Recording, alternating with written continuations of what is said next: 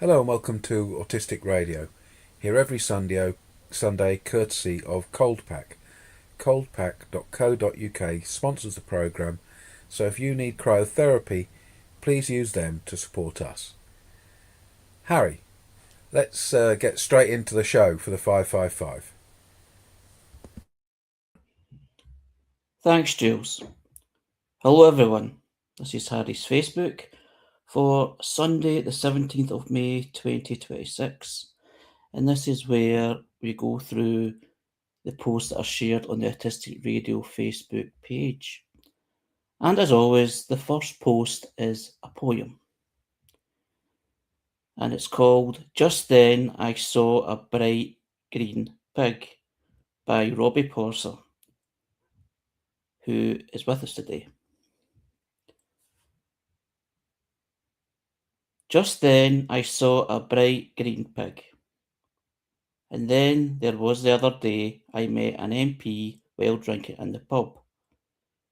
I asked him some questions, and he gave me such straight and honest answers. Just then I saw a bright green pig flying through the purple sky.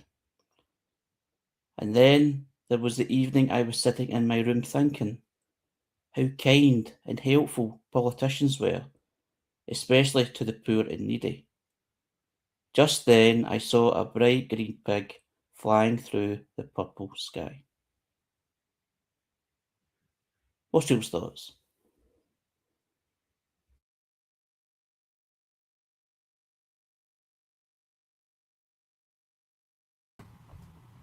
I was wondering what party he stood for.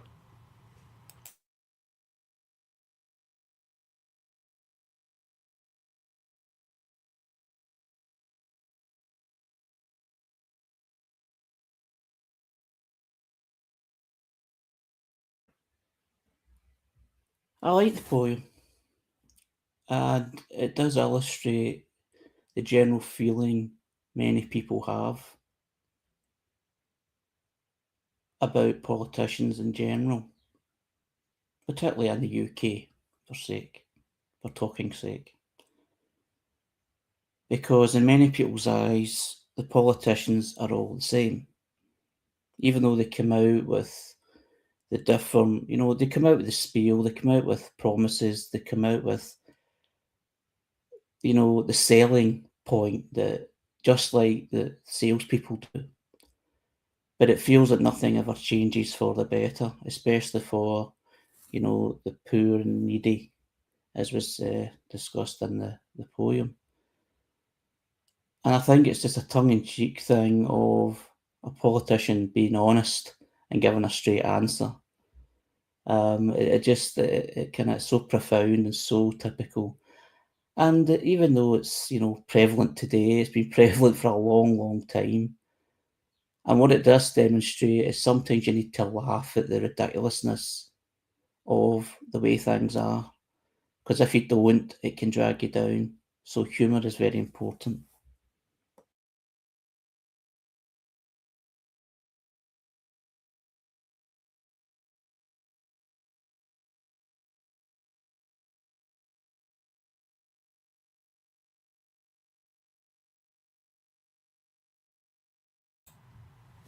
Yeah, I noticed Robbie's updated this to the 3rd of May 2026, which is the current elections that everybody just endured.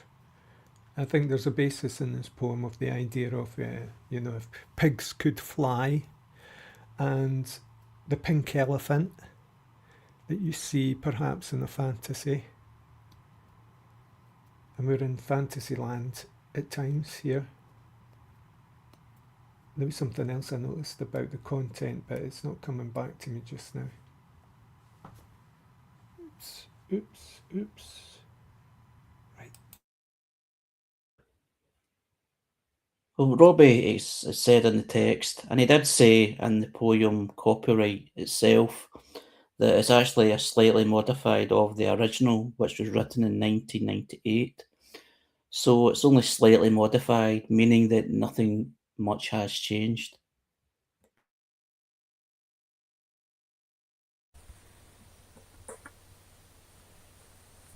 I think the poem is a a poke of fun, and it does express a distrust in the whole political system. But I went to quite a lot of effort to go and vote and make sure that a family member didn't miss out on their vote just recently. There wasn't a party there that described how I feel, but I felt it necessary to use the tiny little bit of opportunity that I did have that people like me didn't used to have in the past, because it only used to be the wealthy who had the opportunity to vote. So there's a there's a double edge for me. We do have to keep our eyes open and say, yeah, whoever you vote for, the government always gets in, and it's an imperfect system. But we also have to use a tiny little bit of opportunity we do have. Robbie says in the text, the original mentioned is political. By now I realise all parties are all the same, which is why it's been modified. But this is dangerous because these people have power over us whether we like it or not. And should we ignore, like Jules said, if we ignore the opportunity to at least put our X on a piece of paper, if you want to look the other way and just laugh, when it comes round to bite you, you've surrendered your right to complain. If you don't vote and then the government turns around and shafts you, you had the opportunity not to put them there in the first place.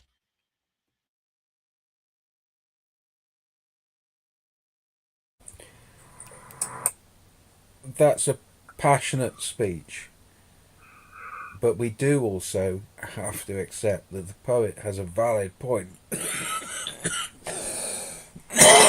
A loss of trust, a loss of trust in the system, and a lampooning of the system. And lampooning the system and realizing its faults is absolutely part of the system.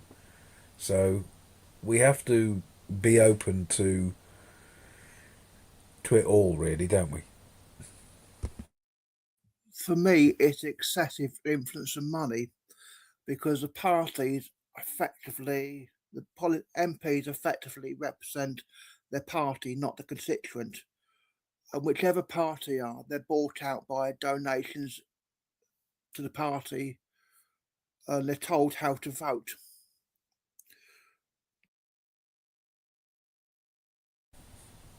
The thing is that I live in a country where only a few hundred years ago we had the divine right of kings who had a godlike power.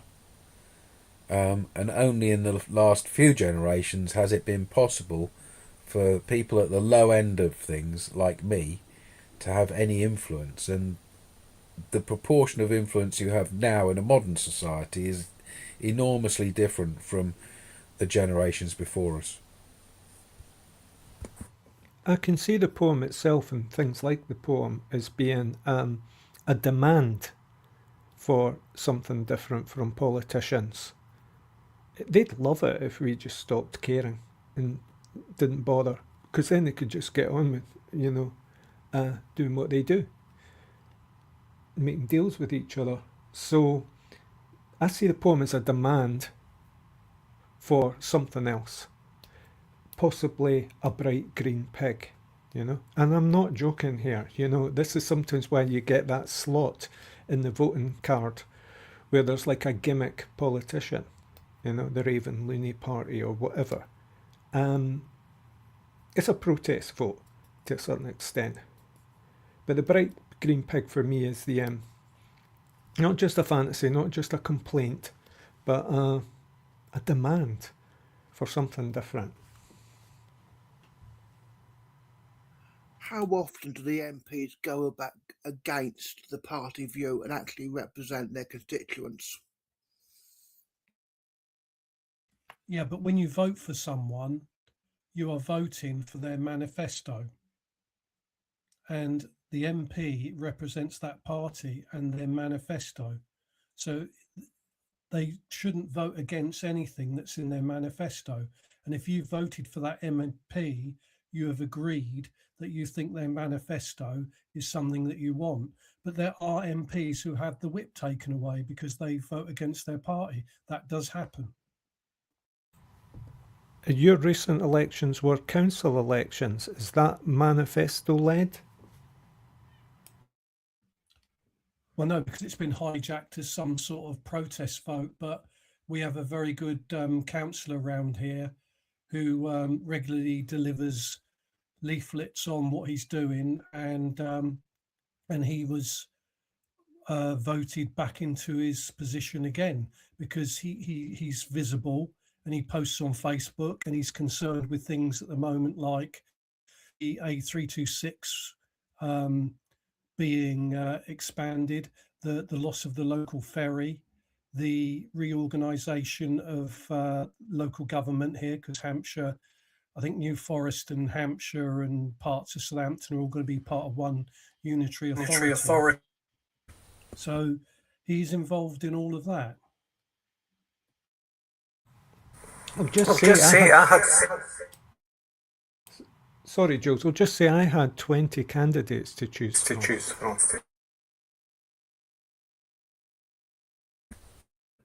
Yeah, things were a little bit different in Scotland.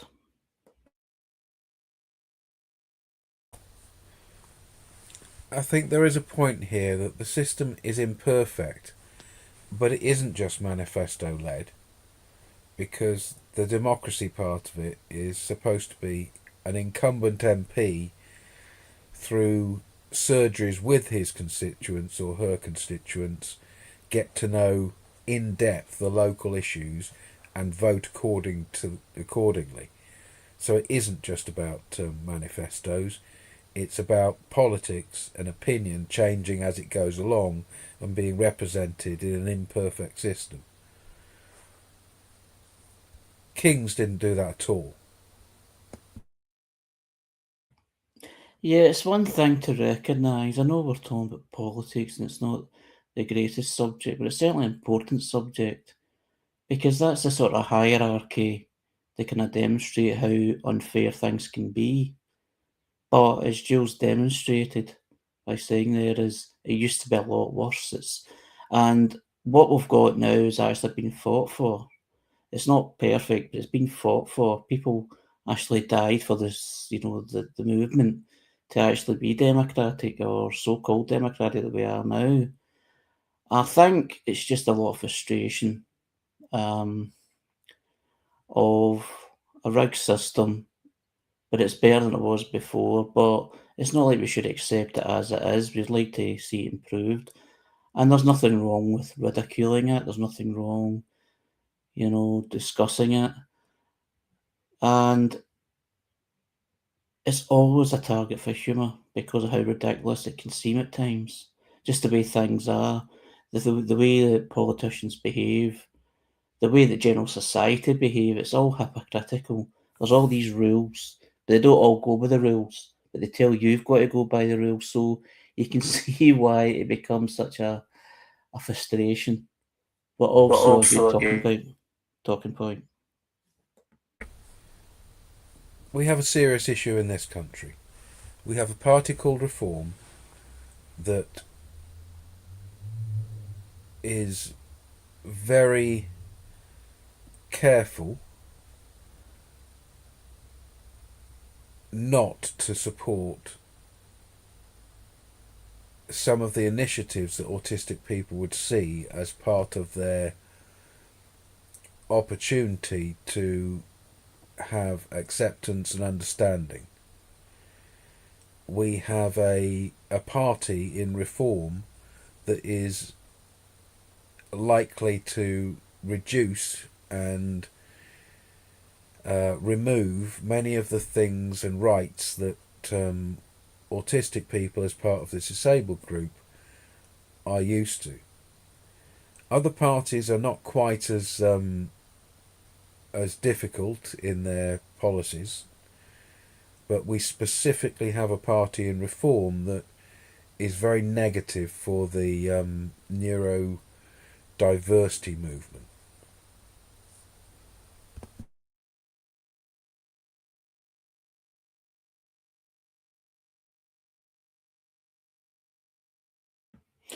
That is very true, and that is actually worrying a lot of, well, it's very worrying for the neurodivergent autistic community.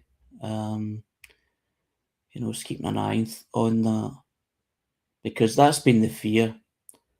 When you move forward with things like getting rights, moving the equality forward, making positive change, there's always the fear that it's going to go back the way, and one particular party will be the driving force behind that. So I totally agree with your comments there, Jules.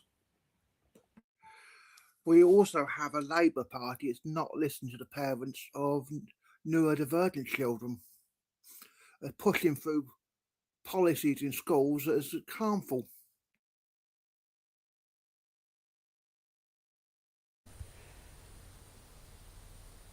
I don't agree with you, Robbie, that all of the things that are being pushed through are harmful. I think there are great problems, but I think actually the thrust to have inclusive education is a very positive thing for autistic people and the parents of neurodivergent kids.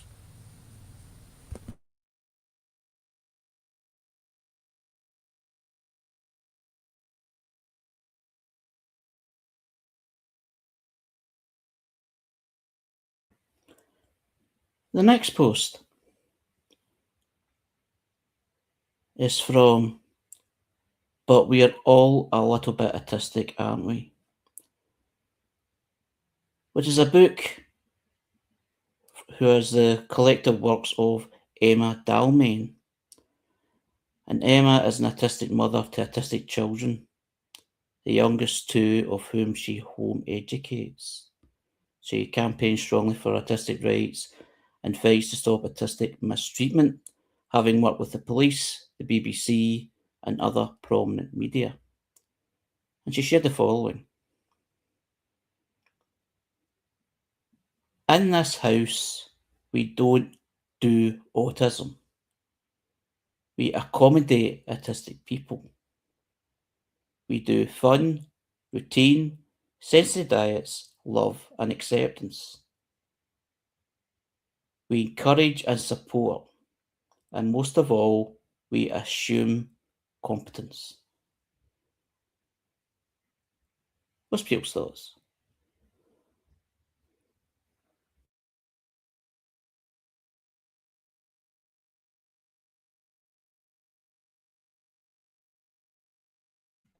It's inward looking.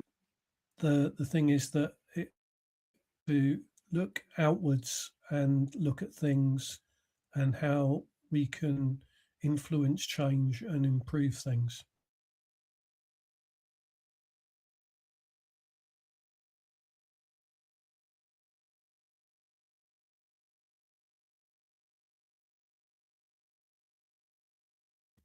This is exactly what we need in the whole of society. What's missing?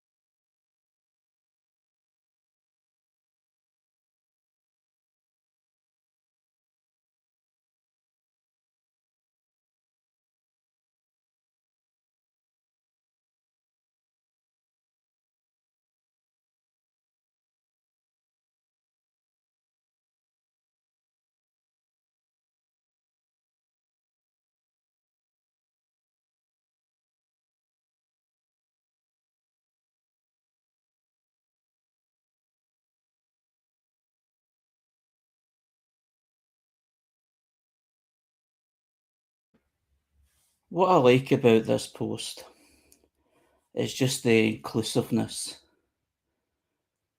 And I know it's a mother talking about being a family home, but not everybody's family home is inclusive. But it's like the safe space, non-judgmental, and it's like not advice, it's like a recommendation. It's like sharing information that may help others, because others will struggle. Because in terms of the way society is, many people try to keep up with the Joneses, so to speak. As you know, the term goes, it's like trying to fit in with what so-called normal is.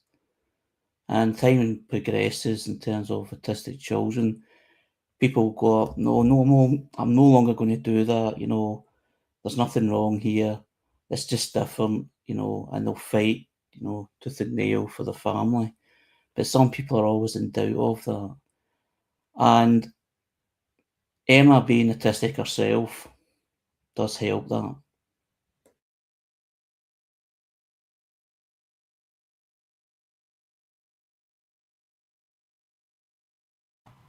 Do you think, Harry, that this is comparing one autistic household to another, or one autistic household to a sort of neurotypical or normal household?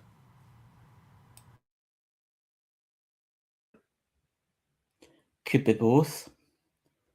I think it's just basically saying that's what happens in their home. And that's the way to go in terms of their opinion. And Robbie says in text, that is what we should be working towards in society.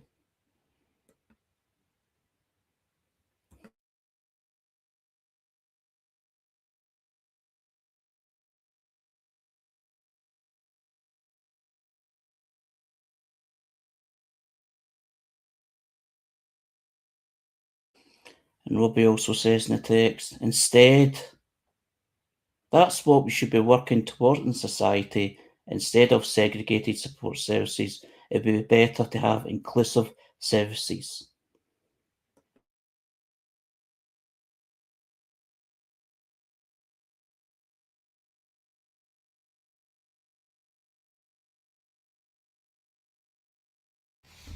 I suppose if you're doing things your way in your home and you meet other people in their homes and see differences, uh, you may want to assert something like this post.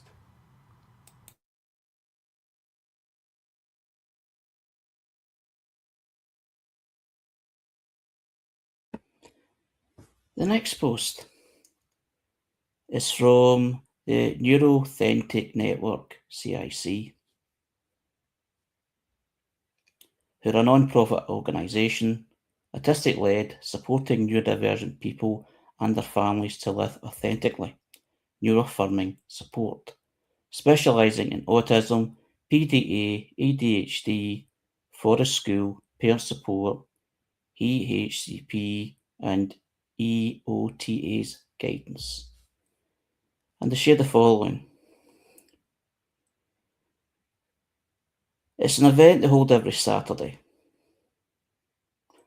and it's called Stay and Play Your Way, which is a session for children aged up to 7 and their parents to come together, play, connect, and be their authentic selves. A judgment-free zone where neurodivergent play and communication styles are not only accepted but celebrated. They're every Saturday, 10 to 11:30 a.m. in Hertfordshire House, Pelaw, in the UK. And they say that diagnosis is not required and the age limit is a guide. Siblings welcome, bookings is recommended. Most people's thoughts.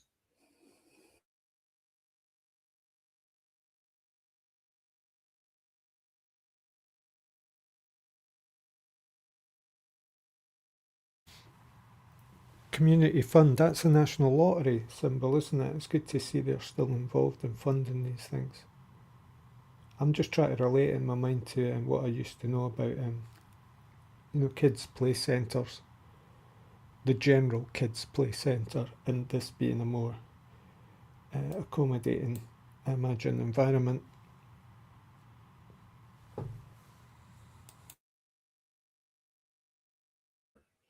From what I recall from my own childhood,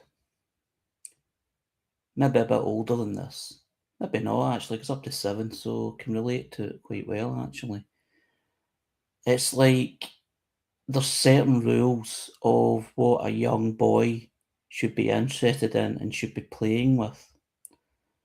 Like sports in terms of football, as a young boy wasn't even interested until I was an adult, and that was looked upon as strange. But what I also remember as a young boy is I lived in this fantasy world and I never really wanted to come out of it. In fact, I think it haunted me when I got into high school. That's how long it took. It's like all this imagination, play, not even doing much, but sometimes like play acting out, like being someone else.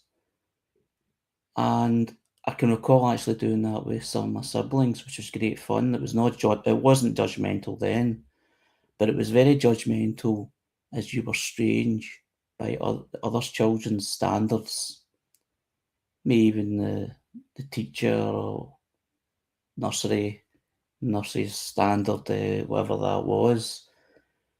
There's always judgment. There's always someone says, well, even if they were being polite about it, they would say, well, you're a bit obsessive. They wouldn't say it to you, but they would certainly highlight that you did things differently and it was a bit obsessive, not paying much attention, taking too long to learn certain things because there's these general rules that you should learn how to ride a two-wheeler bike, a bicycle, a certain age. If you do it a bit longer, if it takes you a bit longer, it's strange. If you can't tie your laces, it's strange at a certain age, and all stuff like that. It's just like, I mean, I'm only just touching on a few things. All this judgmental stuff that's thrown at children, and it's not fair. So it's good that these places exist. I struggled because I wasn't interested in the typical boy's interests. And I've had that throughout my life. I'm not interested in the typical men's interests. I never struggled socialising. I just tended to be with interests that weren't gendered or tended to be mostly women. But I don't want to be in with men talking about sport because it doesn't interest me. I don't want to be doing DIY. I'd rather be in a group of ladies doing crochet. And it's all these expectations have been always a stumbling block.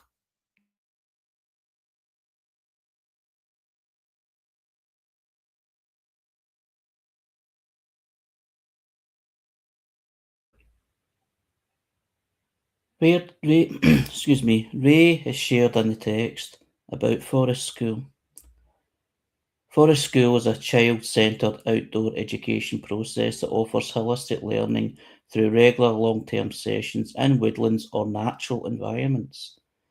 It focuses on building confidence, resilience, and independence through hands-on experiences, nature exploration, and supported risk-taking. For example, den building and firelighting. I probably would have done a lot better if something like that had been available when I was young.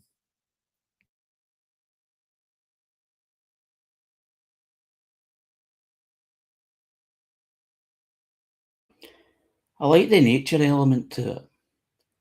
Because even now, although I don't do it that often, as I've continually I've said, being out in nature is, a fantastic experience, especially when I was a young boy. I used to like playing in the local woods just at the back of the house in the estate. and it's a big enough woods where it seems like a different world. Well, certainly when you're a young boy anyway, that you were far away from home, but you were safe enough that as soon as you took 5, 10 steps, you were back in civilization. But it was great to be in amongst that, waterfalls and all that kind of stuff. So it would certainly help. This description of forest schools fits my growing up in the 1970s as a kid that left the school left the home in the morning and didn't come back until the evening. As Ray has described, the latchkey kids on the edge, living in a scheme, RAF station on the edge of nature, and ranging around, free range in it. Now we're having to work these kind of things into ethoses like forest schools, or the system in Nordic countries where they take the kids out very much in the cold and in the rain and in the weather to get used to the idea of nature. Yeah, the same thing, because if I go 100 feet one way, there's woods. If I go 100 feet the other way, I'm in the New Forest. So when I was a child, it was swings and taking dogs for a walk and tadpoling and catching frogs and sticklebacks and things like that. And when we got older, it was when we got to like 10 or 11, it was riding motorbikes down there. But also, yeah, campfires and dens and all that sort of thing.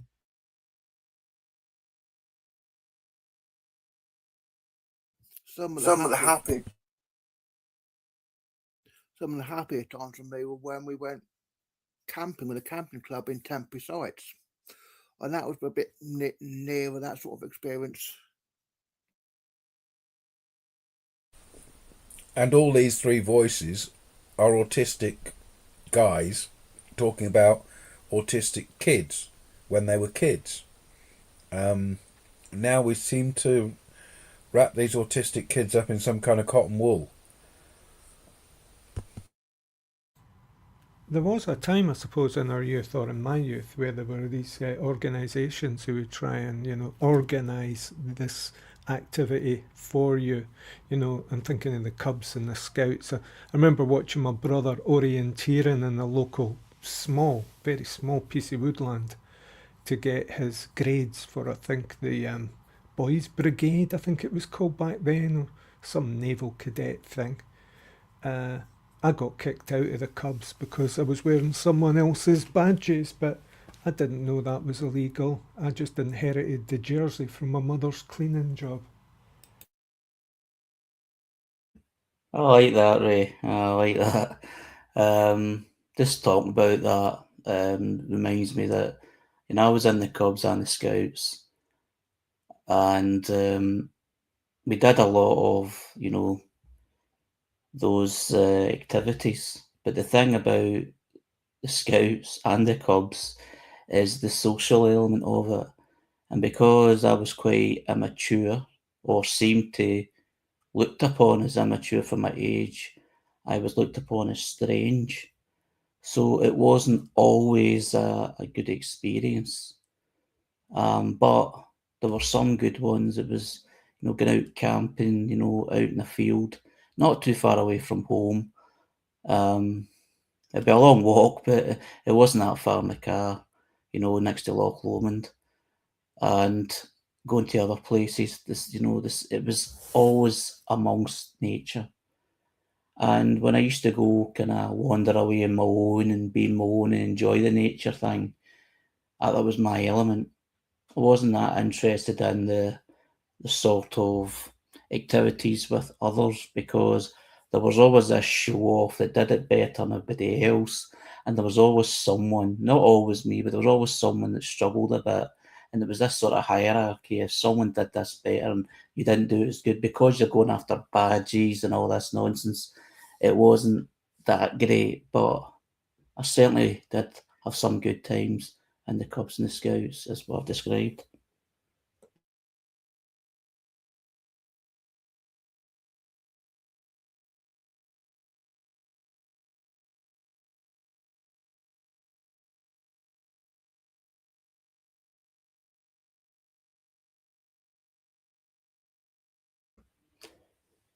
The next post is from Autism Awareness, a non-profit organisation, health and wellness website, sport and recreation, raising autism awareness, celebrating neurodiversity and spreading understanding every day. And they've shared a quote from Autistic Black Girl, and it says, "My therapist told me that as an autistic person, I tend to intellectualize my feelings rather than express them, and that my obsession with rationalizing emotions, both mine and others, stems from a need to survive situations rather than fully experiencing them." What's your thoughts on that?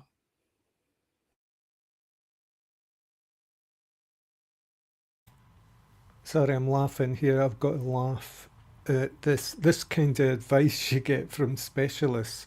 I know what they're trying to say, but because I intellectualize it. But express your feelings, fully experience. Can that be taught? I mean, if you're not doing that, and someone recommends that to you, how do you discover how to do that? Can it be learned? How to express feelings? Or is that something else being suggested here, that somehow intellectualization is avoiding feelings? It makes me laugh, but now I'm getting a wee bit perturbed.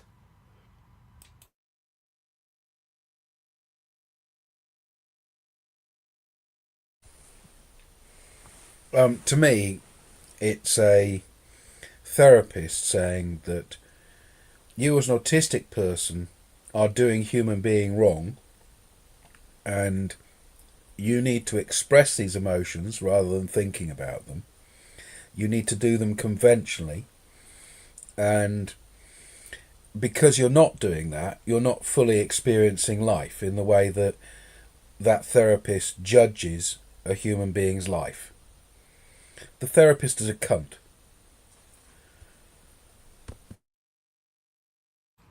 And it puts you into a very vulnerable situation being told shit like this, because it can exploit you.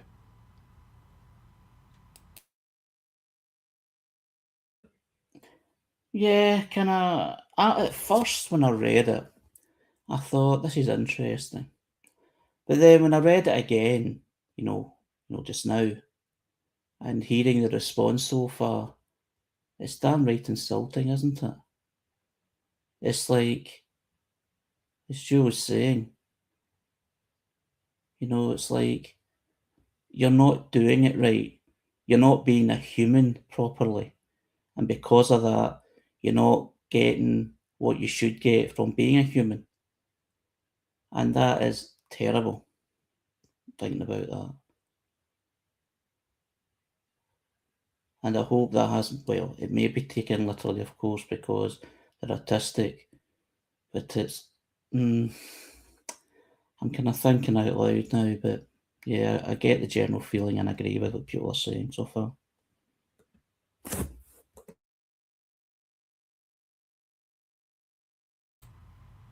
This last sentence is going to take a bit of thought. A need to survive situations rather than fully experiencing them. Hmm.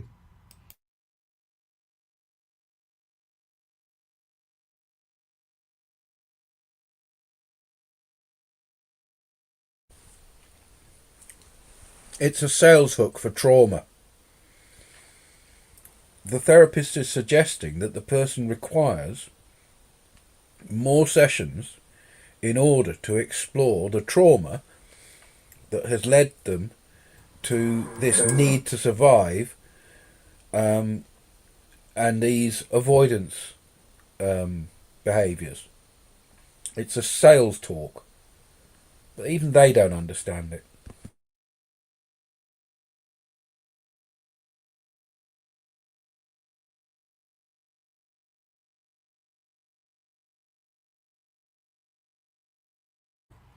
What is it they used to say? Healer, heal thyself.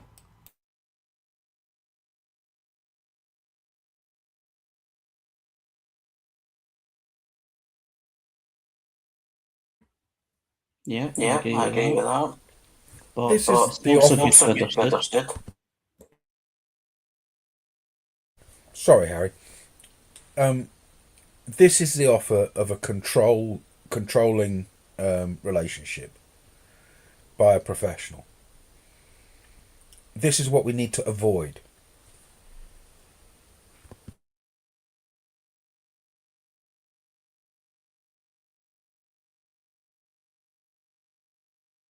Yeah, I think that's physician heal thyself, actually.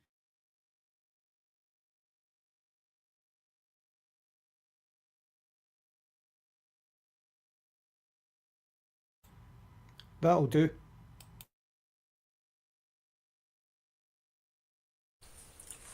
I think it comes from the Bible, which means it was written in several different languages, and it could mean anything from healer to faith healer to philosopher heal thyself.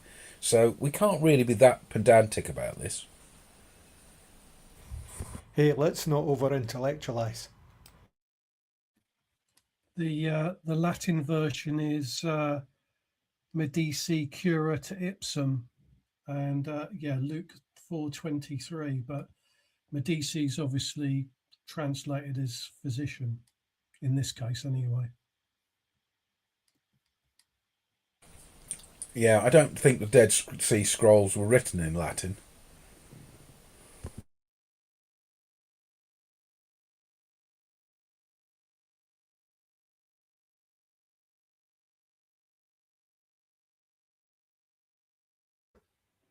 It's The next ancient post. Greek. Oh, sorry. Go on. Oh, you go on. You were answering the question. No, that's all right. Carry on.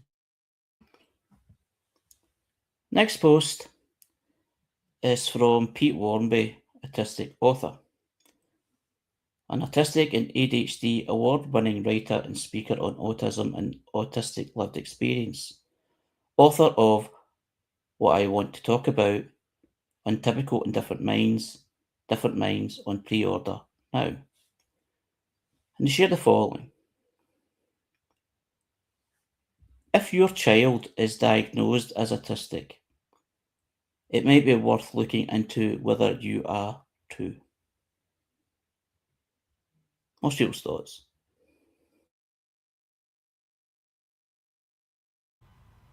My first thought is why?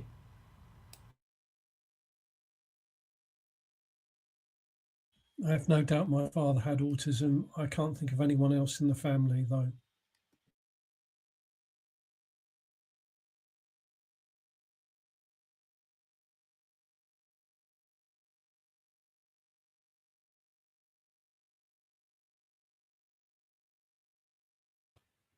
Ray comes up with a good point, though. Well, a good question. And that is why. Of course, if someone wants to look into that, that's different.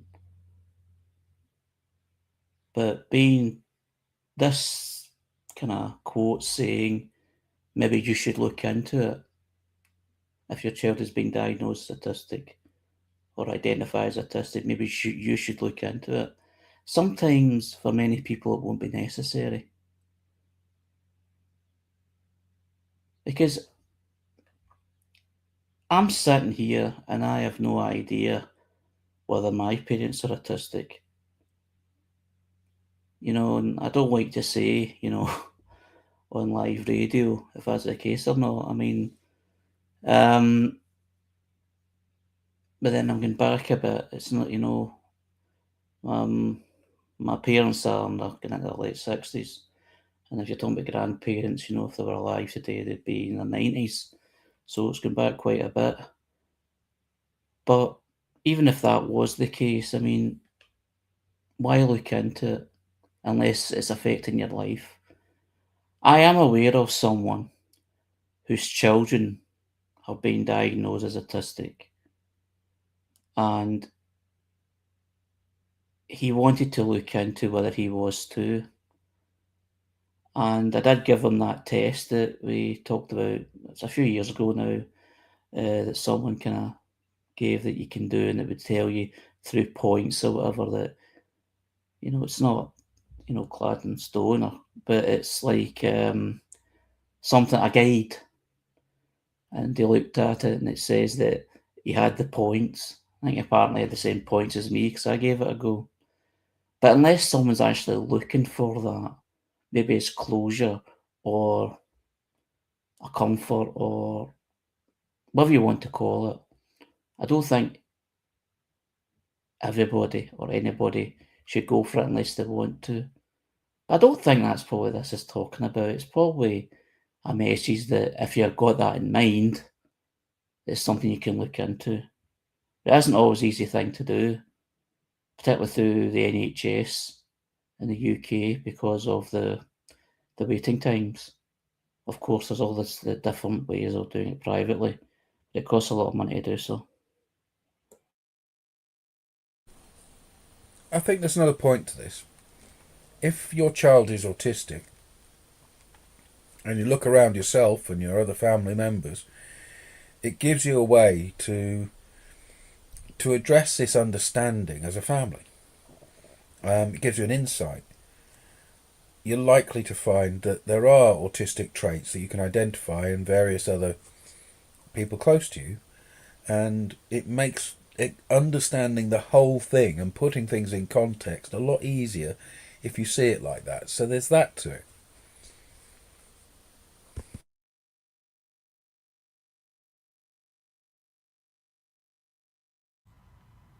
Yeah, I was trying to look at the positive intent here as well.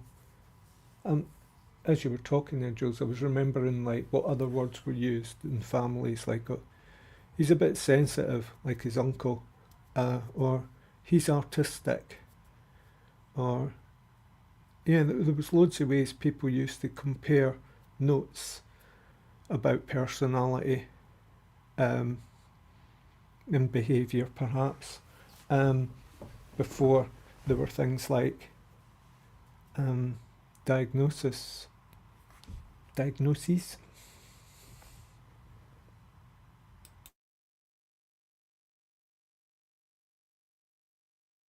I understand my own autism very much in the context of the autism that I've personally identified in the deceased people around me, and also the relationships with the people I have at the moment. So I think a push towards seeing it in a holistic sense is a good thing.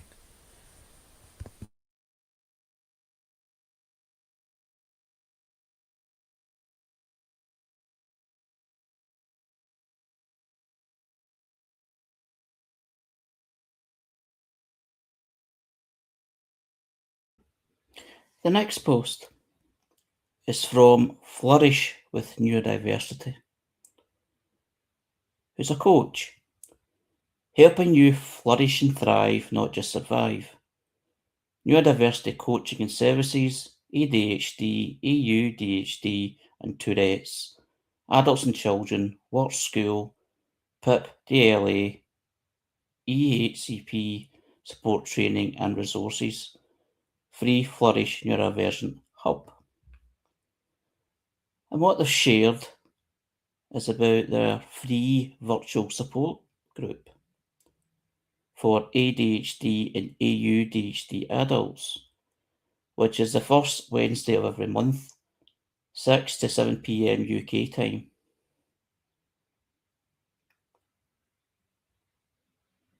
This is a welcoming, inclusive, and secure place. This is a welcoming, inclusive, and secure space to connect, feel understood, and be supported. And it gives the links to how you can book a spot in this group. What's your thoughts?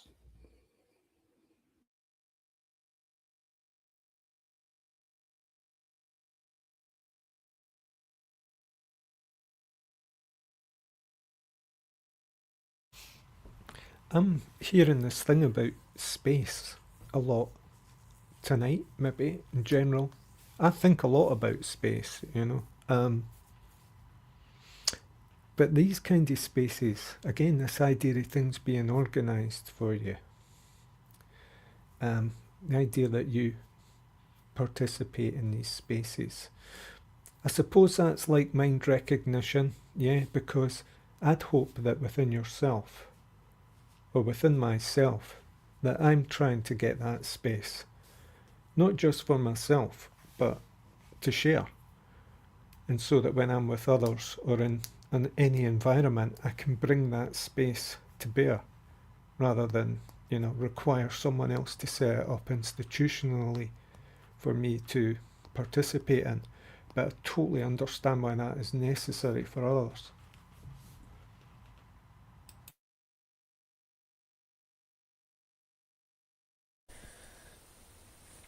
I have mixed feelings about this.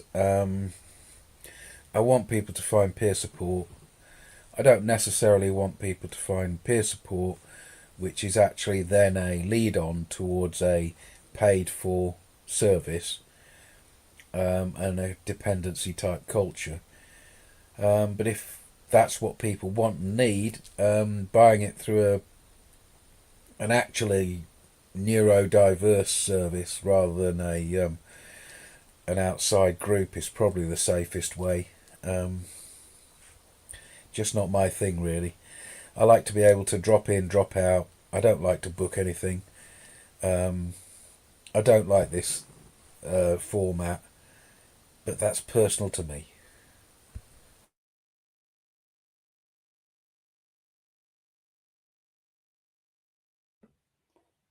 Yeah, I can get that. And the older I get, the more that I'm not too keen on it either. But what I do like about things like this is it's a way in, as other things that I've and yourself, Jules, have been involved in. It's like a way in, and if it doesn't suit, if you want to, you can actually be inspired to maybe set something up yourself. And you're thinking maybe we could set something up which isn't as rigid in terms of, this booking thing, this setup. If you set it on your own, like Autistic Radio does, it's like drop in, drop out, don't feel under pressure. It's a way in, at least it's that. So, but yeah, it can go either way. Sometimes it can suit you right to the ground.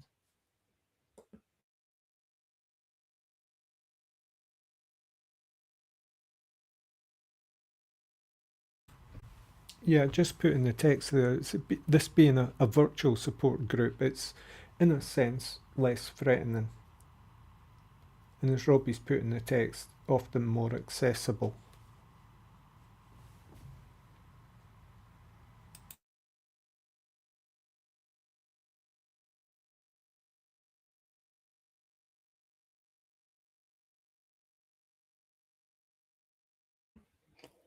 The next post is from Diversity Doodles. It's a personal blog. Doodles that, with your help, aim to spread messages about neurodiversity that I'd like the world to understand. Thank you for helping making it happen.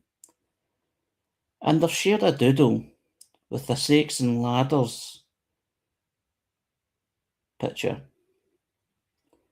which illustrates the point which I'm going to read. Why is it so hard to just say no?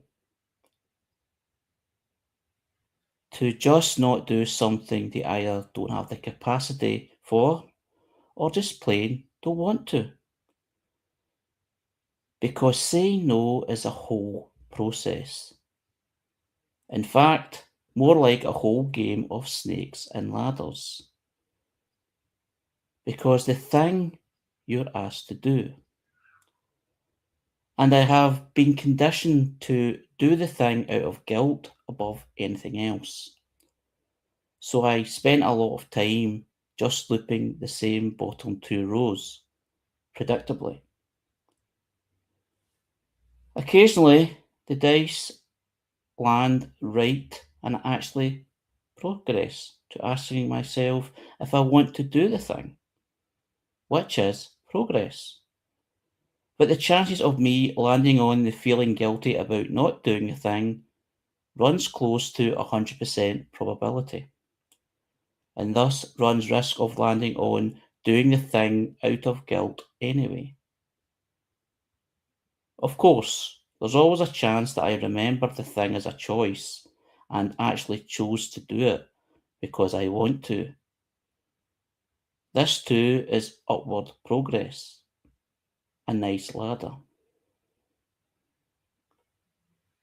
And that does bypass the strive towards landing on not feeling guilty about choosing to not do the thing. Because although that is also a positive advance, it runs the risk of landing on the feeling guilty about not doing the thing, which is basically a snake slide right back down to the bottom again. Bollocks. And even if I manage to not feel guilty about not feeling guilty about not doing the thing, I have also had to made it past the just forgetting to do the thing anyway. So, having managed to roll my way right to the top of the board after repeated setbacks, I guess it's congratulations. And fuck me, someone will be along any minute with another thing, and I can start the whole process all over again. Ah, what's your thoughts? Yeah, I've brought this up before, but about 12 years ago, when pre-diagnosis, when I was having mental health issues, and the doctor said, if anyone says anything to you and you're unsure about it, just say no. Don't feel that you have to be pushed into anything. But just this last week, as you know, I've got certain issues going on with the council, and I'm wondering if I actually have PDA, pathological demand avoidance, because I'm being pressed to into things that I'm pushing back. And some people will say, well, these are things that are going to benefit you, but I still feel the need to push back.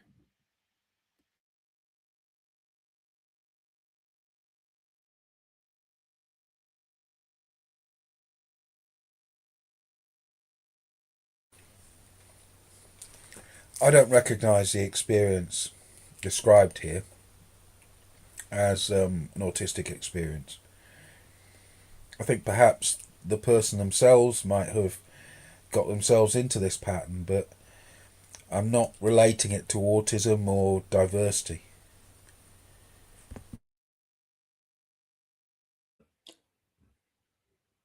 I'm unsure if it's an autistic thing, but it's something I can certainly relate to. I can remember feeling unable to say no in terms of the volunteer work that I've done over the years. And I just got involved and involved in so many things. It was just too much. I just couldn't do it.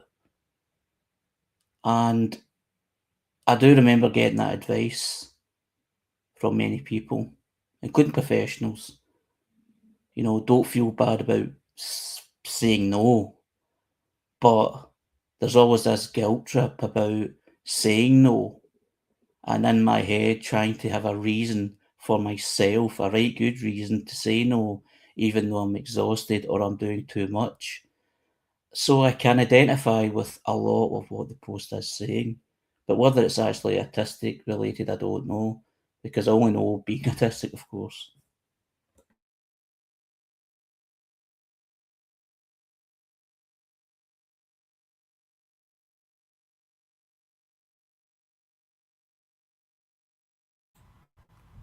Yeah, this is possibly the loop of a mental health issue. I can empathise with some of it. I was also thinking all the way through Harry reading it that what was I going to say? That oh God, I'm going blank. Yeah, I'll go on to something else then. What GR was saying about PDA is, I think I got something like that diagnosed in me in 2000. But I think the letters were rearranged slightly, and it was a kind of a thing that you acquire in your teens rather than are born with, to a certain extent. That's the correct phrase. So I acquired a kind of demand avoidance that was a social thing due to a kind of lack of confidence. And the thing I was going to say about this diagram is I'm going to forget again. Is this thing of, oh shit, I hate when that happens.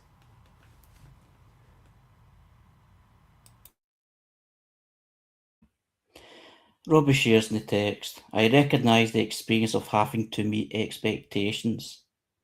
I have got better at saying no.